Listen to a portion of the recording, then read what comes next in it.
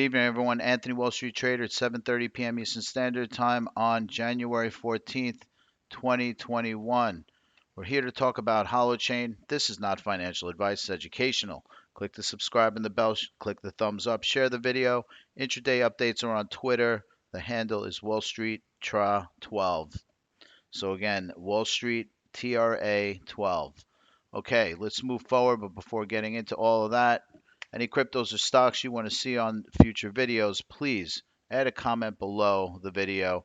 If you're not on YouTube, you have to get into YouTube first, and then you'll see the commentary area where you can drop that in there. In the meantime, let's flip over to the markets.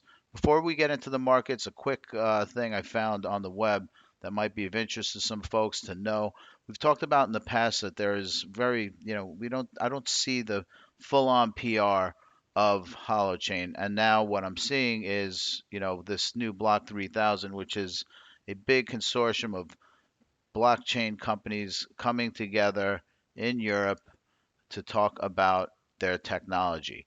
And it sounds like we have Mary Camacho, CEO of HoloChain and Holo. Holo's really their more cloud managed service for HoloChain, but she'll be there, and it should be very interesting. Hopefully, they'll get more traction in terms of adoption. So that's happening in July 6th and 7th. Again, it's called Block 3000, and many, many, many companies will be out there. So a lot of companies, blockchain companies, will be there, as well as the adopters will be looking and paying attention. So hopefully, we see some even further traction on the back of that event in July. So let's go over to hot US dollar. And as we already know, hollow hot US dollar is equal to the inner strength, which is hot Bitcoin multiplied by Bitcoin itself.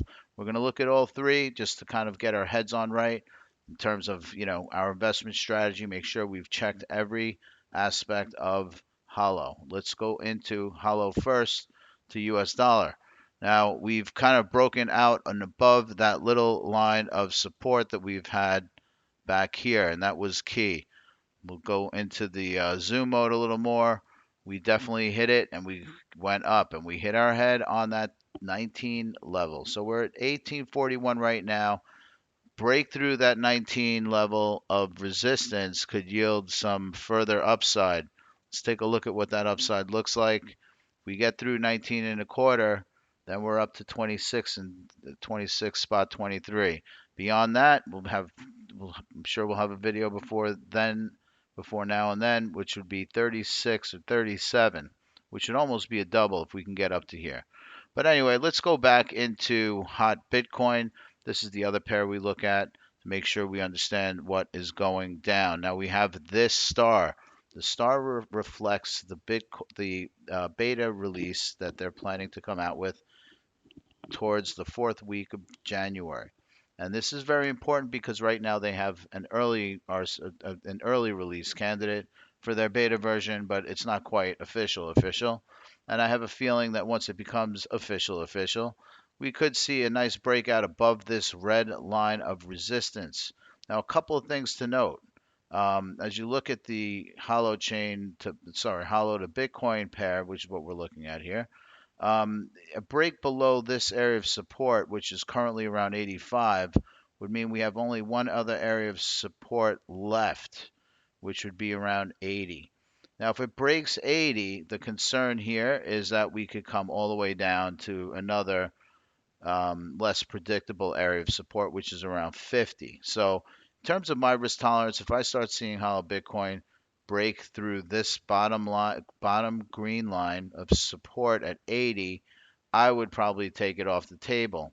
And, that would be about a 10% downside risk for me in terms of, assuming everything in Bitcoin stays the same. So my point here is this: don't bet the farm, know when to get out. My risk tolerance is 10%. Your risk tolerance might be more, might be less. I don't know you, but you do what you need to do to manage your risk. So just wanted to clarify that this is not financial advice to do what I do. But in the meantime, a break above 91 would be pretty stellar. Let's just zoom in a little more to see what that looks like. So right now we're at 89. 92 is right over here. We're only a few bips away. And if we can get over it, then I think we have a nice increase in in the U.S. dollar pair. But in the meantime, let's go over to Bitcoin US dollar.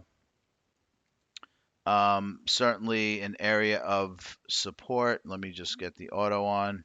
This thing just keeps going up. It's hard to manage it. But if you look at this right now, we have support down here at around 20,300. We're at 20,700, so it'd have to go down 2 or 3%. But looks like we're certainly heading north on this pair. So let's see what happens. In the meantime, I think on Bitcoin dominance in general. Oh, by the way, let's just zoom out here. Looks like if we can get over these two lines of resistance on Bitcoin, this could rocket up to 29 to 30,000. So ultimately, this area of 22,000, 22,500 area of resistance is something we really want to bang through in order to rocket up further. In the meantime, Bitcoin dominance continues to go up. This thing just doesn't want to stop.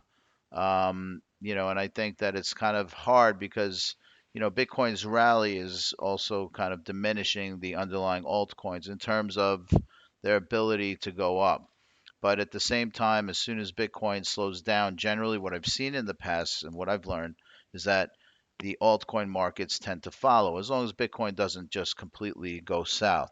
So if it levels off and kind of stays within a range, it gives the altcoin or the inner strengths of the altcoins to start surging higher. So we'll see all of that again. We've got a few weeks left before my prediction of some turbulence in mid-February start taking place. But in the meantime, we've got some leg room to make some moves. So that's pretty much it on the video.